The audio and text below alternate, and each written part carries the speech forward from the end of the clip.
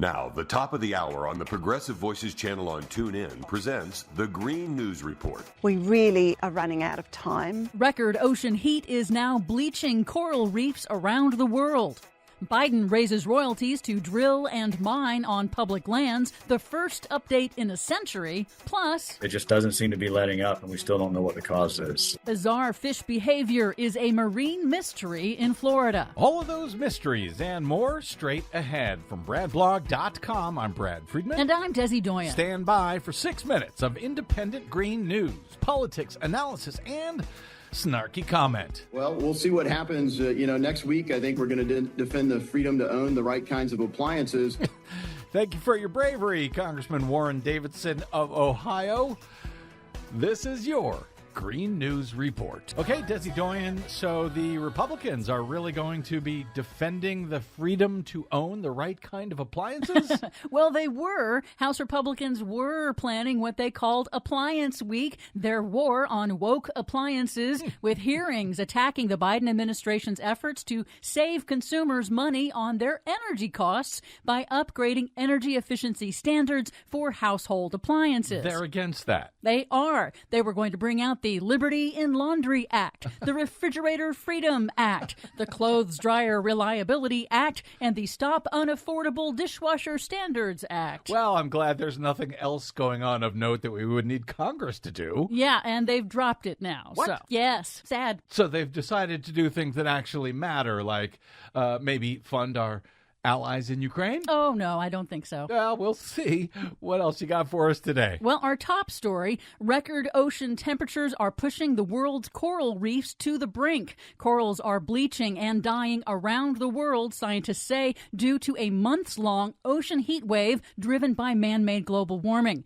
Scientists with NOAA and the International Coral Reef Initiative confirmed the world is now seeing its fourth global coral bleaching event with mass coral stress across the Atlantic, Pacific, and Indian Oceans. Not good. Bleaching occurs when stressed corals expel their colorful symbiotic algae. And it matters because life-sustaining coral reefs are nurseries for marine species and generate trillions of dollars in revenue annually. For Australia's Great Barrier Reef, it is the fifth mass bleaching event in just 8 years. Marine biologist Dr. Selena Ward, in a BBC interview, says corals can recover, but they will die in repeated bleach events, threatening the ocean food web. I can't help but wonder what it's going to take for the right decisions to be made.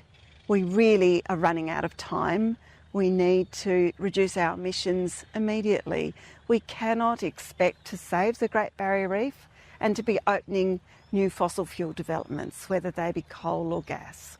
Off the coast of Florida, scientists are alarmed at the bizarre behavior of fish that could be linked to the ocean's heat. At least 70 different species of fish in Florida have been observed spinning and behaving erratically. Critically endangered sawfish have suffered the highest mortality over just the last few weeks.